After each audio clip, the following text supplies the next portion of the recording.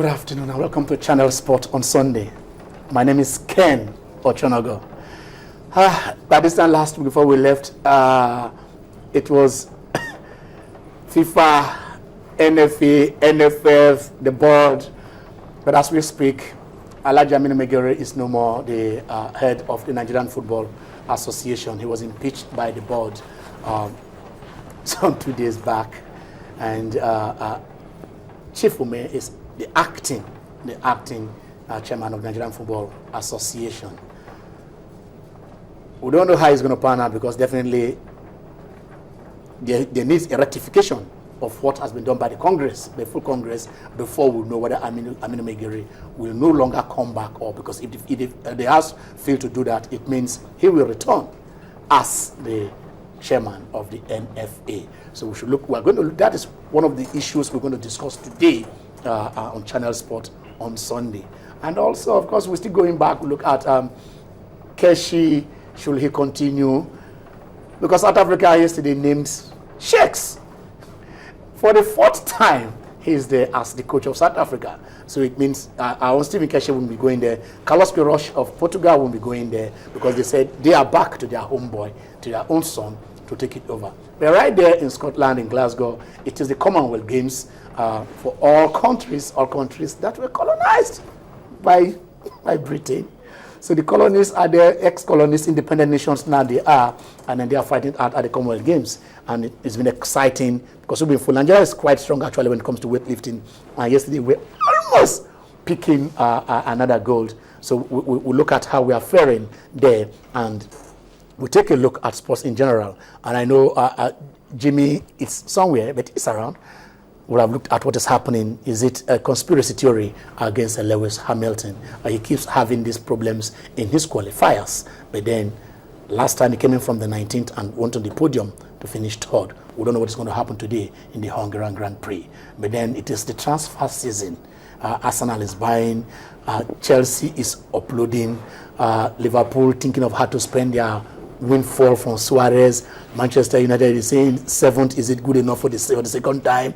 And then you go back to Spain, and then it is when they have these guys just grab the best in England and take it to Spain, and you expect Spain to compete with them. But of course, England, how far the bridge?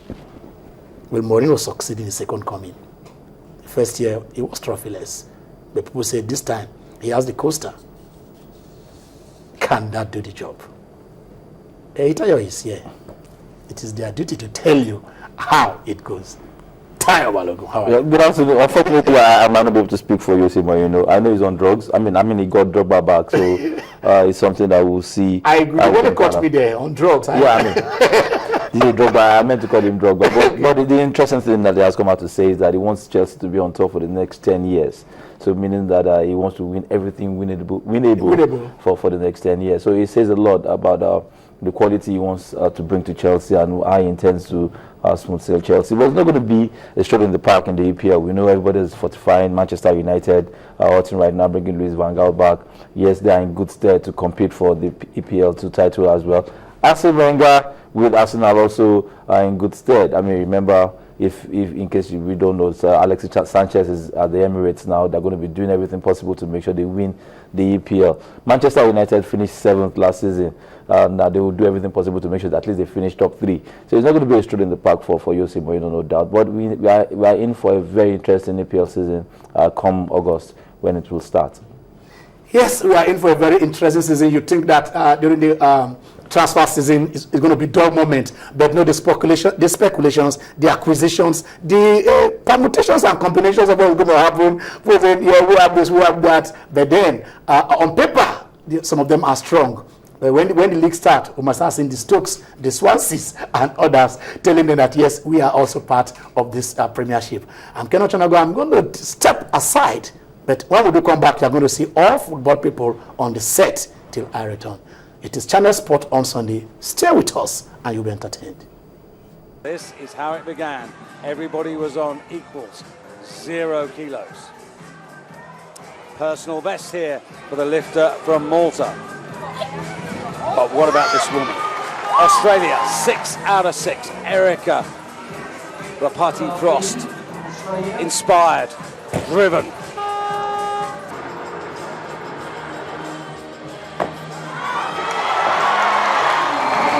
The girl, the woman of the moment. It was a Canadian story at the last 2 Commonwealth Games, but the title has moved. It looked for one moment that it might have been Indian, but in the end, it was Nigerian. She laid down the numbers. She said to the most experienced competitor, Dika Tua, catch me if you can. And she couldn't. And she may well be the youngest champion of the whole of these Commonwealth Games championships come the end. Where's the lifter? The lifter would probably be in the mixed zone right now. That's going to be a hard walk for Dika to take, going to talk to the media after that big upset. She was so close. It was right there, and it just fell from her hands.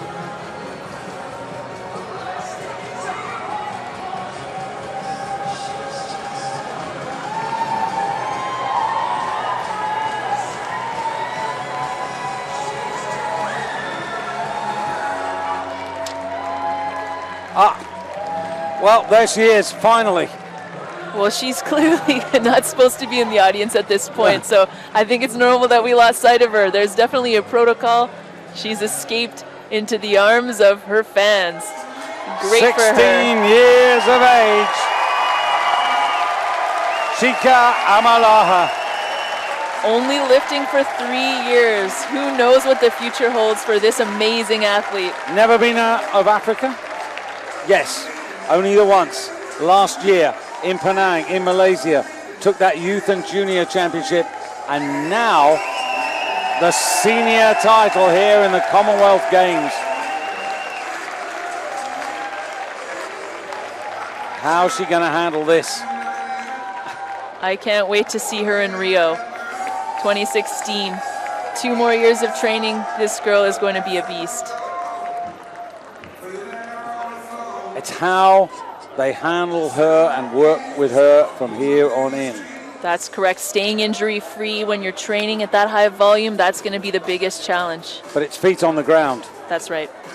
You know, not today. Enjoy it. Chika, day of your life. And this is the pain. This is the real pain. This is more painful than failing the lift or almost an injury or something like that. This is what hurts. This was supposed to be her day, her moment. And there, Paul Coffer, who's worked so long, so hard. They know their family. They're all feeling this pain together. But that's what you're putting on the line when you go with these big, bold moves. You're trying to win the Commonwealth Games. You know. All right, I'd like to welcome you back to Tell Us for Sunday. This is a segment that we get to talk to you strictly on football. We get to, keep you updated with what is going on in football. It's going to be a different segment, so to speak. We have a different camera angle to it, so you need to take a while before you get a hook of what is going on. But yeah, it's still the same segment. My name is Eita Balogun Jr. and I have 3 fantastic gentlemen in the studio tonight. This afternoon, it's something different. I know you guys are feeling not too comfortable, but I'm sure we'll survive the next 30 minutes. I'd like to welcome you, Donald Dewokonta, to my immediate left. Jimmy Kato is the first you get to see on Ken's segment, so he's going to be joining us this afternoon. And Larry Pinel, I'll start with you, Donald. Right, good afternoon. It's nice being on the show. And Jimmy Kato. Quite different being there, but it's been fantastic. a while being on this segment, but it's good to see you too. Yeah, thanks for having me. Always a pleasure being here. Okay, all right. So we're not standing for firing squad. We're standing to actually keep you updated with what is going on. So many things are going on in the world of football. Like Ken did say, it's all about the Megao and Nigerian football facts. We're going to tee it off from our segment. We have Larry and Donald to actually do justice with that. I mean, they've been a part of, well, not like they impeached Megao, but I mean, they followed proceedings. And in the course of the program, we're going to keep you updated with what is going on as it stands. Talk to you about the NNL and also the MPFL. I'm going to talk about some transfer. Arsenal lost yesterday, in case you don't know.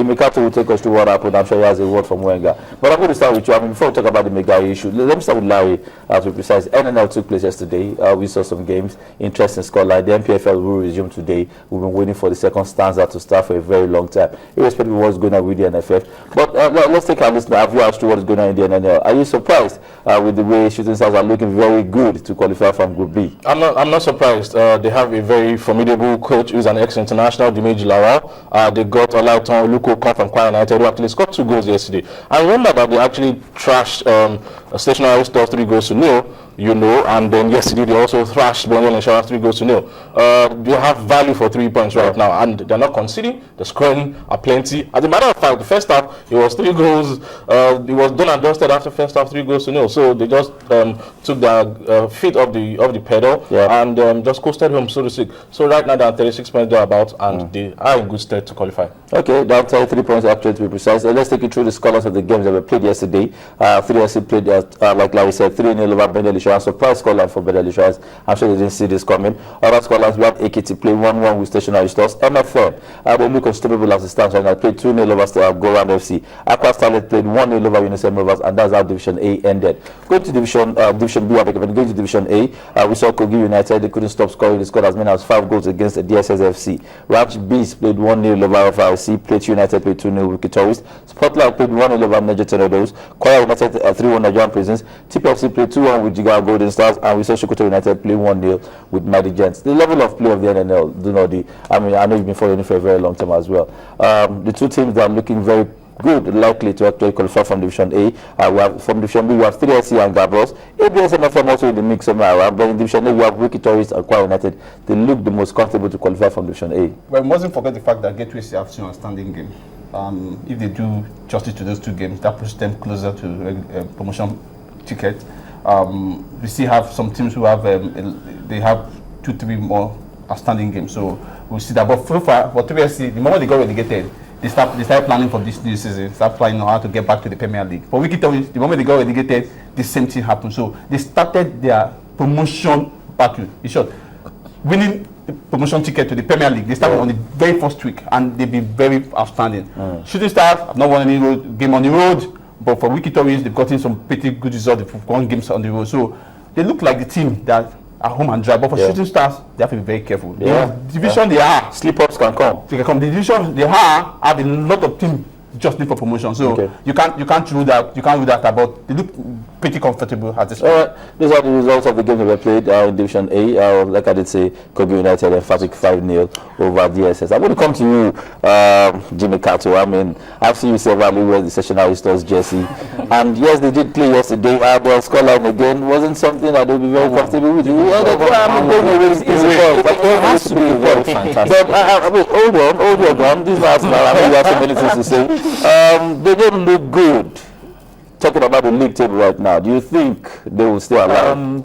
I've met a couple of people that have actually come out to say that it's not about staying alive right now. They didn't come out to say they're going to win or qualify for the NPFL, but they know they're not going down. But they're not looking very healthy. Given all that happened to Stationary Stores, it's got to be said, I think Stationary Stores is not doing too badly. You have to consider the fact that coming from the apparatus, they had to, go through challenges. Those are the things that they are trying to sort out now. I think we need to give that particular team some time, some breathing space, so that at least I'm telling you, because if it does not get relegated, then what we should be talking about will be stability for the next 2-3 years. Because Stationary Stores has to be the darling team of Lagos fans, the darling team of Nigeria. The fan base of Lagos of Stationary Stores is actually very humongous for people to understand the fact that as a traditional team coming back, having a shirt sponsor, not even a shirt sponsor this time around, headline sponsors, and they're really doing well enough when it comes to allowing fans come watch the games. You need to see how many Stationary Stores fans do come in, pay as much as 500 naira, 1,000 naira. In a climb where we have a lot of people that don't want to watch games and pay for them. So I mean, we've got to be very, very excited about the fact that we have these traditional teams coming up. You have the likes of 3SC trying to gain promotion into the all the things that we have to really be happy about. said, he says that we should cut them some slacks, but we know in the world that is evolving, consumer reaction as well. I mean, reaction to things, they spend so much money, so they want immediate responses. But that's it. We'll go straight to the NPFL, since that's where the NNL will graduate into the NPFL, and we expect to see action resume today. Week 20 will commence today, and some a couple of interesting fixtures we will see. But quickly, I'm going to take you through the entire fixtures of the games that we expect to see today across the federation. Aqua United will take on Sharks FC, Bayelsa United will play Crown FC, Lobi will take on Atland, FC Taraba will play Gombe United, Sunshine will take on Nembe, Warriors will play to Kaduna United, Giwa Eyimba is a particular fixture, is the fixture we will all be looking forward to. Abia Warriors will take on Nasarawa United, Rangers will take on the Academy, and Dolphins will take on Kano Pillars. For me, the fixture of this particular round will definitely have to be Giwa FC versus Eyimba. Although there are still so many fixtures you have to look forward to, like the Dolphins Kano Pillars clash, and then the Abia Warriors Nasarawa clash, because Nasarawa is occupying second at the moment, and Abia Warriors is occupying third. But for me, all eyes will be on Giwa and Eyimba. Reason being that they will also meet at the semi-final of the Federation's Cup in Abeokuta MK Abola Stadium. So whatever results that will emerge from today's will actually may have an impact on what they play at the Federation's Cup. Don't forget that Giwa actually went to Aba and got a goalless draw. That was achieved courtesy of Kadiri Kana. Kadiri Kana has now swapped to Eyimba and is now bringing Eyimba to Giwa. I wouldn't be surprised if they get another goalless draw. Well, but it's interesting fixtures that we will see.